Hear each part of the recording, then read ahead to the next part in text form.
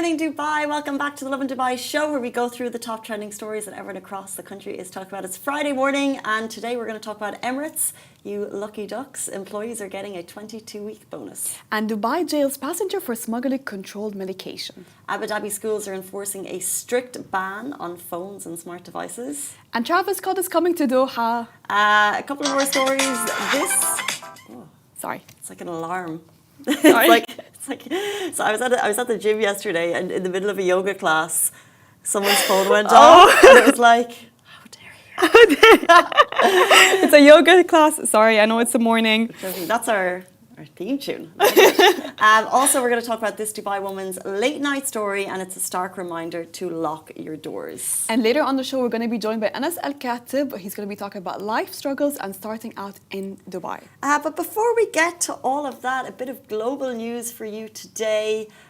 There is a new Pope, introducing Pope Leo XIV. Yes, he has been introduced as the new Pope of the Catholic Church. The UAE leaders have congratulated him, wishing a success on his journey. And it's such an interesting situation. Would you know, how it kind of runs out? I never knew how they get elected up until you told me this morning. Yeah. I was aware that it was not exactly a democracy where the people vote, but you could tell that people are really happy because I think it was a quick re-election maybe.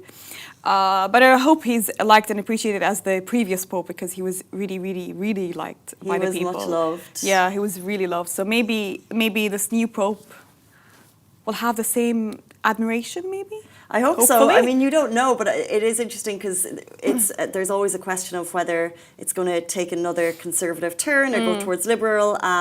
This is the first ever American Pope, but he spent much of his life outside of America, and he seems to be on the more liberal agenda. But the process is so interesting, and you kind of deep dive a little bit into it, is that it's cardinals who elect the Pope, and they are the highest ranking servers beneath the Pope. Okay. And they all go into, correct me if I'm wrong here, but they all go into a conclave, and they won't come out until a new Pope is elected. And back in like the 1217, it took 2 years. They were there for 2 years. Whoa. And it took them how long? So this was one of the shortest. And basically at the end of each day, all the popes come together and they have to have a 2/3 majority. Yeah. And all the cardinals are allowed to elect, but they have to be under 80. And I think there was maybe 153 this time. So they're all in the conclave in the Vatican, and they vote every night. And there has to be 2/3 majority. But if they don't reach the 2/3 majority, they send black smoke. Oh. And then everyone Today was watching, not successful, basically. Exactly. And there's thousands of people watching Wow. in the Vatican waiting for this smoke, and every day it's black. It took only 2 days this time. People wanted Pope Leo. People come every day? They're waiting. Whoa. Yeah, it's quite a historical moment, because when the Pope is elected, it's not like a 3 or 4 year run. Generally, It stays for a while. they stay until they pass. They can stand down, but usually they stay the run. So that's why even Pope Leo, he's 69, and that's actually quite a young Pope, because usually they're a little bit older. He's going to live longer. Yeah, because he could be in this role for 40 years. So you have to make sure they got the right run, and it's their choice to stand down, and they rarely stand down. But in just 2 days, plumes of white smoke emerged, and you can see it there. That's the white. And you can see how people are cheering, and they're very happy, and they're very excited. It's a really exciting time. We hope this Pope is also is a bit more liberal. He seems to be If he's progressive. Yeah, if he's younger, I'm guessing he will be a little bit more liberal. We hope so, but he's had the congratulations, of course, from the UAE rulers already. Tweets have gone out to say, we extend you.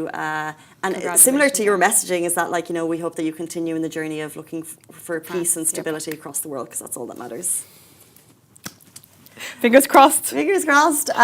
Guys, it's Friday morning. Thank you so much to everyone for tuning in and your comments. Oh my gosh. Hello to the first comment of the day. Well, who was the first comment of the day?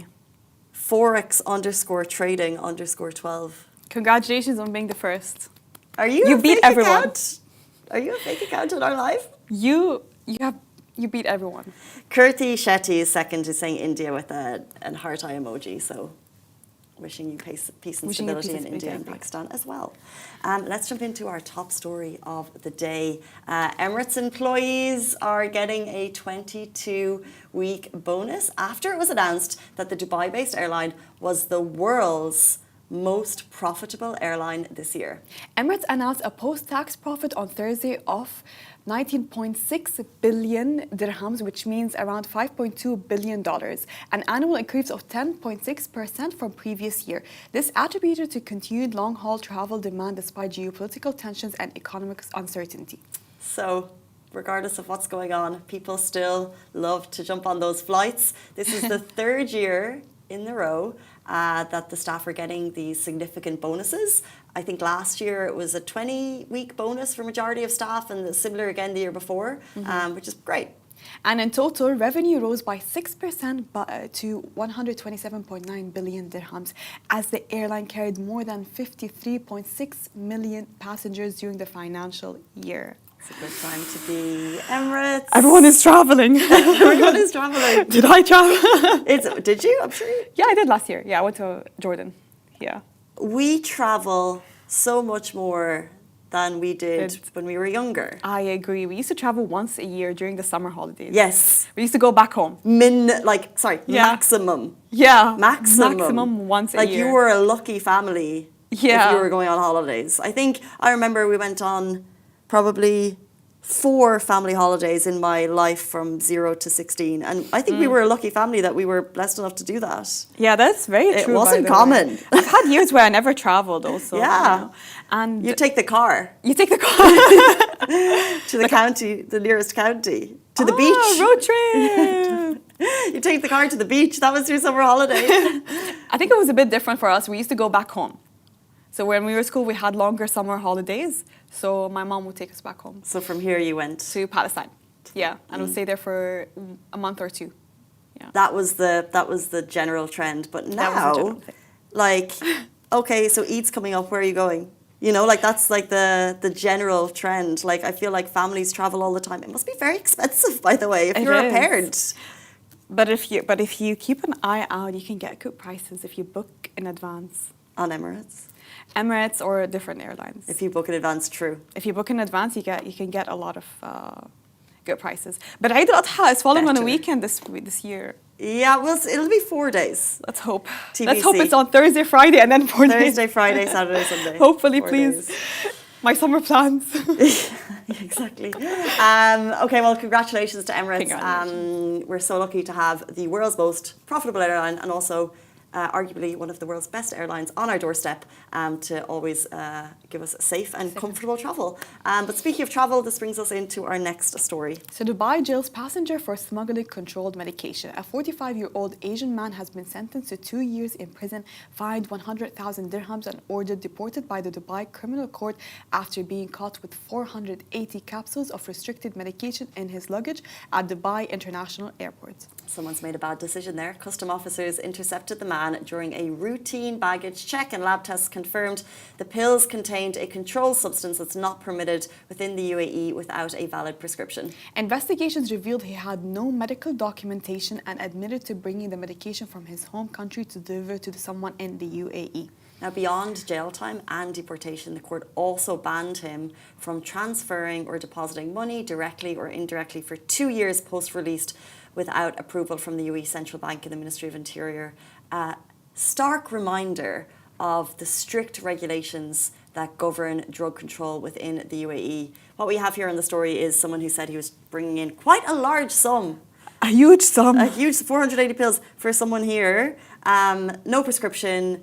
But if you bring it down to a more personal level, like what, you know, have a prescription, be aware of the country that you're traveling to. Be aware of the rules. And the rules. But it's always really suspicious and raises concerns if it's a huge amount. It's very suspicious. At first, he said that it was for medication, but when he confirmed that he didn't have any medication documents, it's where there's something suspicious here. And then he changed his words back to saying that he's delivering it to someone in the UAE.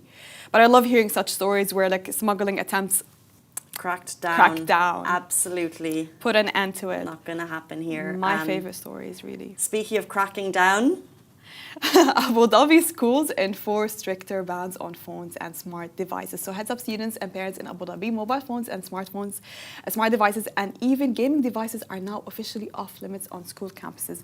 Both public and private schools across the Emirates are strictly enforcing a ban on bringing these devices to school, citing concerns over privacy, safety and students' behavior. Backed by the Ministerial Resolution number 851 of 2018, this policy is non-negotiable. Any device found will be confiscated for a month on the first offence and for the entire academic term if repeated. Phones are gone. If a device is found containing photos of staff or students, the case will be escalated to the Child Protection Unit. Parents must sign official pledges and they're also required to fill out Form 24 upon confiscation and Form 25 upon return. And the policy aims to promote a disciplined and focused learning environment with no exceptions. So unless it's officially pre-approved, leave those gadgets at home. So this is Abu Dhabi. But it's for all Emirates as well. Oh, okay. So parents, what do you think? I think, listen, sometimes I think it's important to have phones with you, but you can leave it out of the classroom. You can give it to a representative and someone that's supervising the kids. Just leave it with them until you leave home. Especially if you live a little bit far away, maybe the parents need to call, the parents need to make sure of your whereabouts. Because I remember I was in school, I used to live in Dubai, and my school was back in Sharjah. So my mom wanted me to have the phone with me. Yeah. But they made an exception for me. I had to give it to the supervisor. Yeah. But what they used to do is that every time we'll enter the building, before we enter the classroom, they would get a metal detector and they would check us. Back then? Probably about not that They long would ago. check us like that. In your secondary school, like in your No, high we were in school?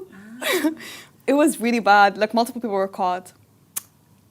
It's crazy. Why would you go to that length? I'm not against it. Oh, you'd get a metal detector? That's crazy. I know. Look, I'm going to take like a really traditional, old-fashioned view, but it'll make life 10 times harder for the kids and for the parents. But like, there was something nice about growing up without phones. True. There, like, we had a much easier life, and like, I remember cameras came into like maybe when I was in my final year of school.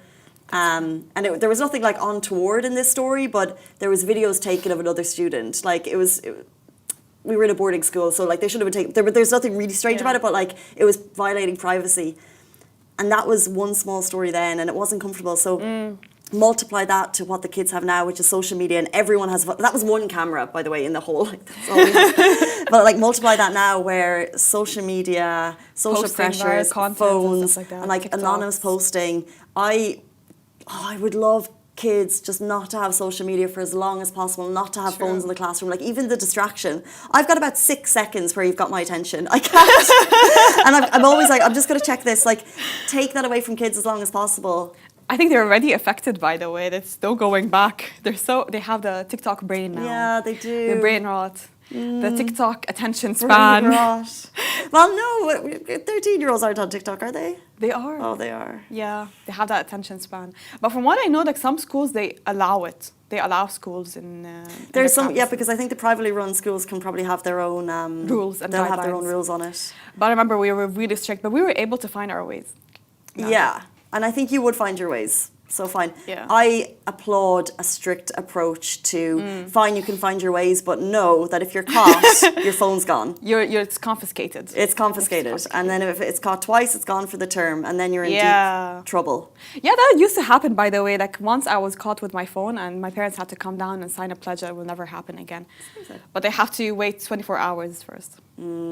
So like I'm getting punished and disciplined at home and at school, you know? Oh, your parents know you're taking it. No. But they wanted me to have my phone though.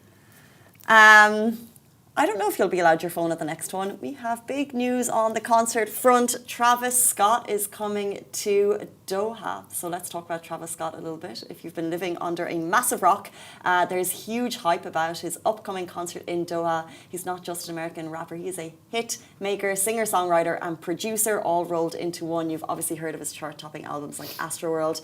Utopia, and of course, Sicko Mode. And he's coming to Doha. It's happening Friday, May 16th at the Ahmad Bin Ali Stadium, at Airline Stadium. The minimum age is 14 and you can get your tickets via Virgin Megastore. And if you need more information, check out Visit Qatar. His concerts are meant to be absolutely off the wall.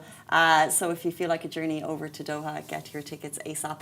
Let's run into our next story. This Dubai woman's late night story is a reminder to lock your doors. So I saw this on a Facebook group and it gave me the heebie-jeebies. So I'm just going to read it out and I'd like to get your thoughts on it. Okay. Okay. All right. So an anonymous poster said, I had a scary moment at 1 a.m. this morning and I want to tell people about it. I heard a gentle knock on the door which woke me up. Then the knocking went to ringing the doorbell. I looked through the peephole and it was a woman holding a ring light and nothing else. So like... That's scary. She tried the handle 10 times over the course of a minute to get into my apartment. I called security. They came right away and asked her to leave immediately. I heard her say she was my friend. I now believe the ring light was an attempt to get into my apartment. Just wondering if anything has happened to anyone similar. And also, what would you do in this situation? It's 1 a.m. If my friend's going to come visit me, they'll probably send me a text. It wasn't a friend. It wasn't a friend, it was just someone trying to get in. But like holding a ring light to cover their face. Holding a ring light is like a bit of a...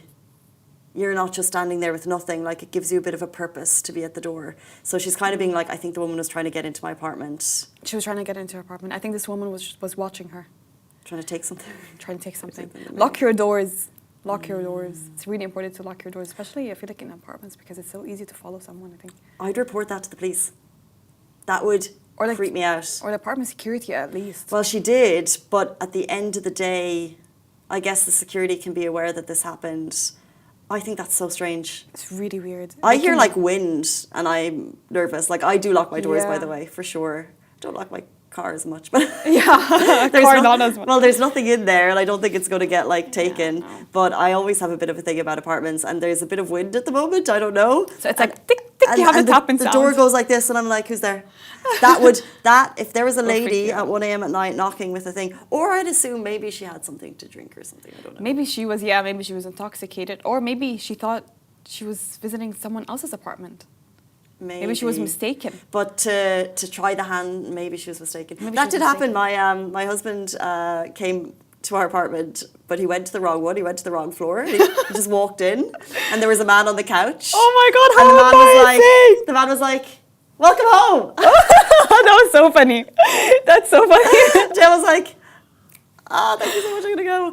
Imagine you're in your space and someone walks in, like, puts his bags down, goes to give you a kiss and realizes it's the wrong person. I did that once when I went to visit my brother. I accidentally entered someone else's house. I'm like, at first I entered, okay. No one was home, by the way. The door was unlocked. I entered the house. I was like, did he change? Did he change the decor?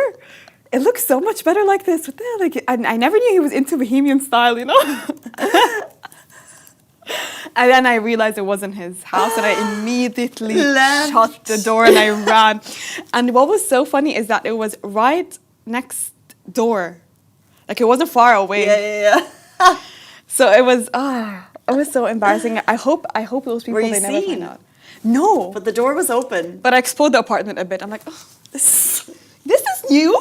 Could you imagine? You're going to turn up on a Facebook group. I'll be like, I was in bed and I saw this girl poking her head around. Looking at my furniture. What was really nice in furniture, by the way. Like, well done. Like, whoever designed them, mashallah. Well done. Really nice. Like, I never knew my brother had nice taste. It can happen, though. It can happen. Funny that the doors are generally open. Yeah. Guys, it's Friday morning. We're so excited to kick off the weekend. But before we get there, we're going to introduce you to our next guest. His name is Anas Al-Khattab. We're going to talk about his life starting out in Dubai, the struggles and tips for how to do it. He'll be joining us after this very short break.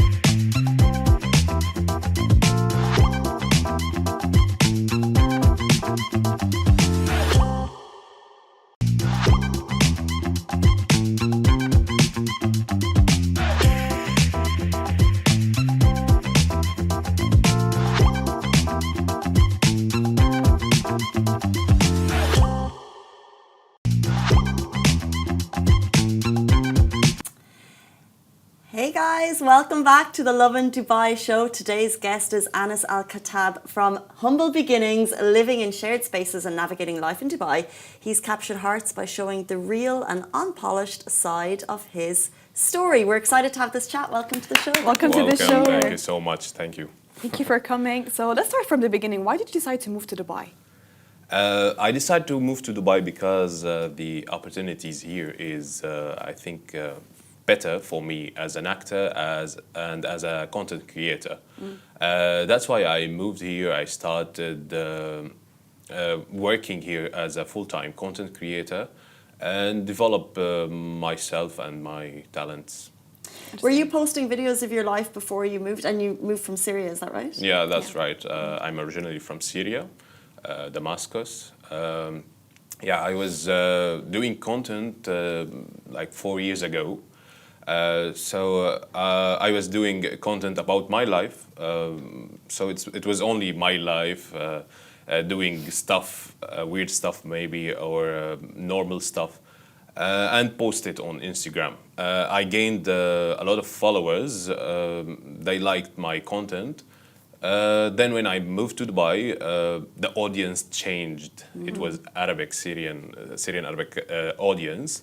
Here it's from all the world. Yeah. That's why I had a little bit struggle at the beginning to adjust with the new audience.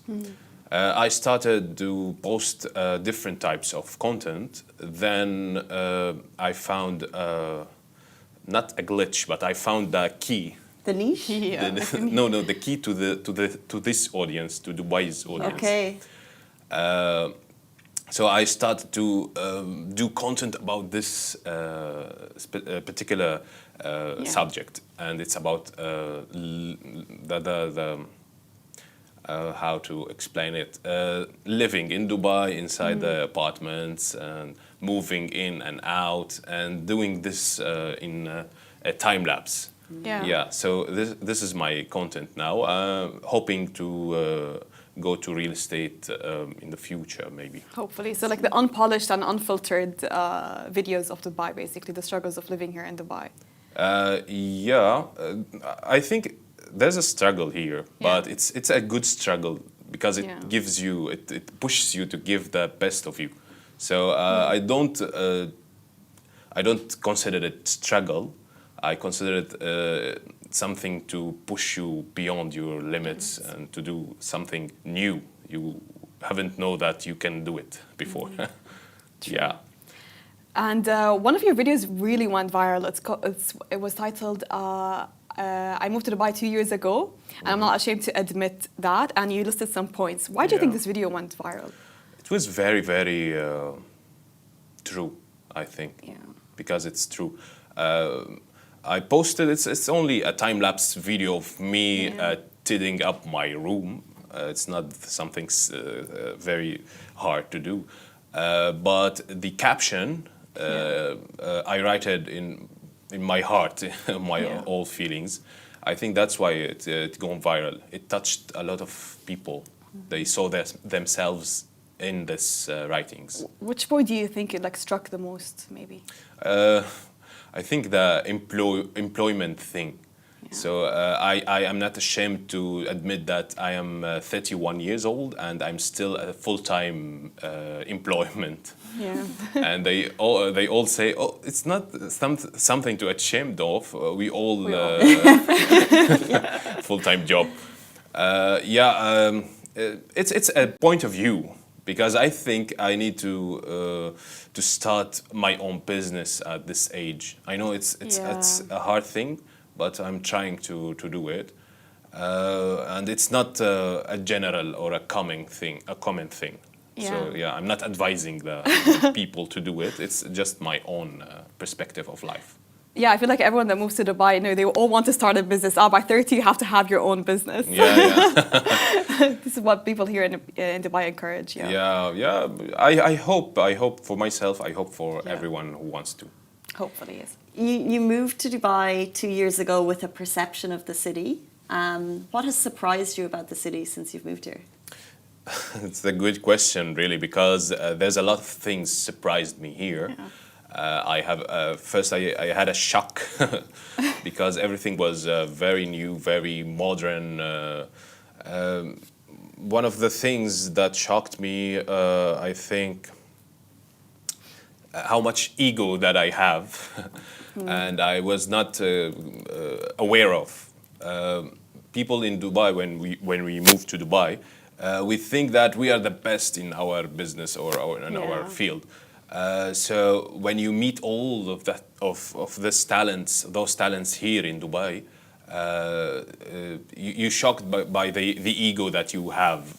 So you start to adjust the ego and lower it to the minimum to start living and start getting a business and start getting connections with others. So this is the thing that I've been shocked with. We've been humbled. It teaches you to be humble. I've saw many podcasts of people that moved from different countries into Dubai. They said the same thing, like Dubai humbled me because of so many successful stories and so many successful talents here. It humbles you.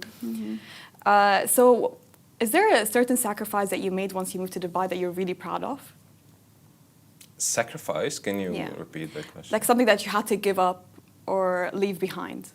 Yeah, I think the one thing that I thought that I left behind is the feeling of missing my country and my family. It's a hard thing to separate with. Because I'm very attached to my family and to my country, the streets, the smells, everything there. So during the year, I was always thinking about them, the country.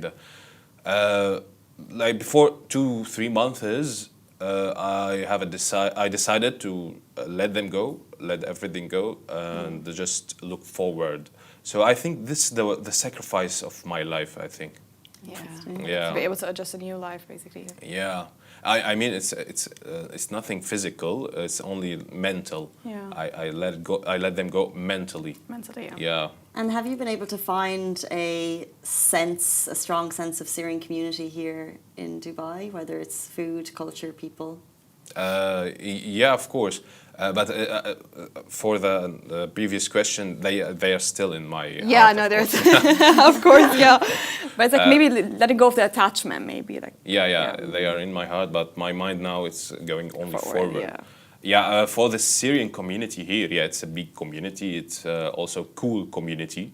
I find a little bit hard to make connections as a friends, not as like business colleagues.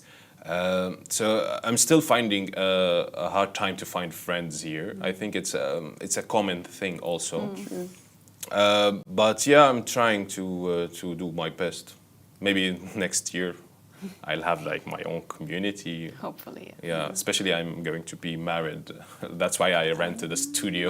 Oh, congratulations. Yeah, thank you so much. Congratulations. Thank you. Interesting. Hopefully next month. Hopefully. Yeah. So with that being said, you lived in shared spaces for 2 years when you first moved in Dubai. What was the hardest part about living in a shared space? I think everything is a hard. One of the things is the noise because it's a shared place, so there's a lot of people walking around, having their phones, talking to their families. Snoring maybe sometimes when you live with other friends snoring. So the sleeping was not very good in sharing places. Now when I sleep in my studio, I usually sleep for 8 hours and I wake up very not very good. But when I moved to my rented studio, I'm only sleeping for 5 hours and I'm feeling like, wow, energetic from the beginning of the morning. So, more sleep.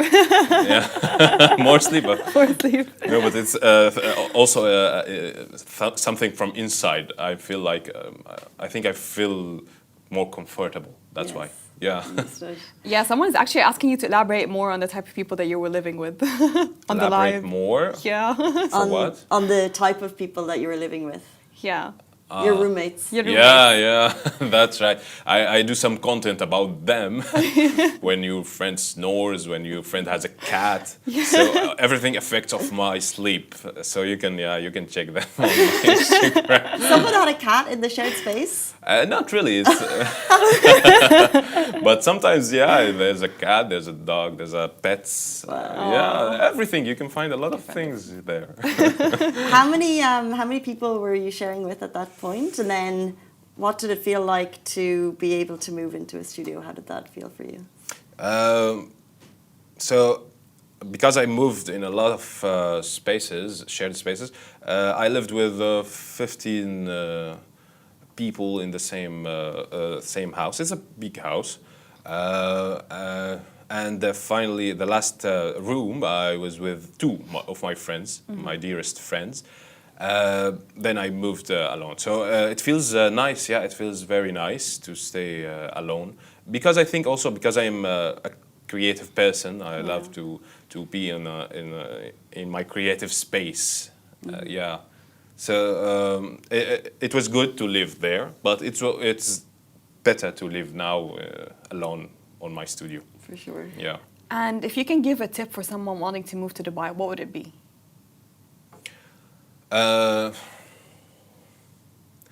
Just be patient and be kind and reduce your ego. Don't be ego a lot. Yeah. Somehow, right? This is my advice, I think. It's just interesting because yesterday one of our top stories was 1,000 new people have moved to Dubai every day in the first quarter of this year. Nice. Similar numbers last year. And since you are part of one of the newer people coming to the city, and if there's anyone watching, what piece of advice do you wish you had at the beginning of your journey in Dubai that you think would be helpful for people? Advice that I wanted to hear? Yeah. Yeah.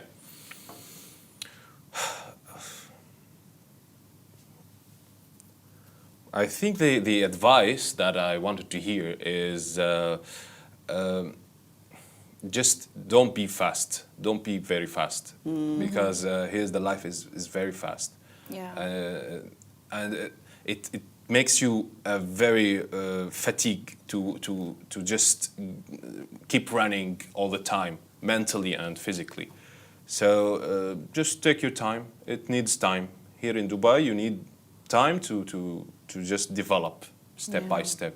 Nothing comes fast like that, as we see in a lot of Instagram videos that they are very, I don't know, very like rich with the cars, very luxurious cars. And okay, that's good, but if you are new in Dubai, don't think it will happen fast for you. It needs time, but it will be. It will happen to you. Yeah. So true. It's very The true. land of opportunities, of course, here in Dubai. So what is next for you, Anas?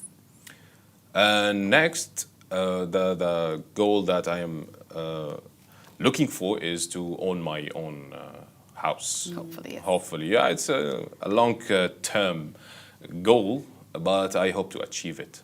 Hopefully, yes. And in terms of your acting and content creation, what do you envision for that? In terms of my acting and content creation, I'm also thinking to be one of the celebrities here. Yeah, to be very famous here. And the brands come to me to collaborate, and I have new connections with the brands and stuff. Yeah, so basically to be rich. Yes. Same. Absolutely same. Rich from my work. I mean, content creation and acting. Acting, I also I wish to have a good rules also in the future, because I had a small rule with Netflix. Yeah, that was I've never dreamed to do that. Wow. Yeah, so I'm looking to have a bigger rules in the future in the acting field. Anyone watching today, if they'd like to see your account and see the content that you've created, how can they do so? They can follow me, of course, on my Instagram account. It's Anas Al Katib. Anas, thank you so much for your time this morning. Thank you for giving us a view of your unpolished view of Dubai. We really appreciate it. Thank you so much also. Thank you. Thanks, Asa. Thank you, Casey. That is the end of the show. It's Friday, so have an absolutely brilliant weekend, and we'll see you back here on Monday morning, same time, same place. Bye-bye.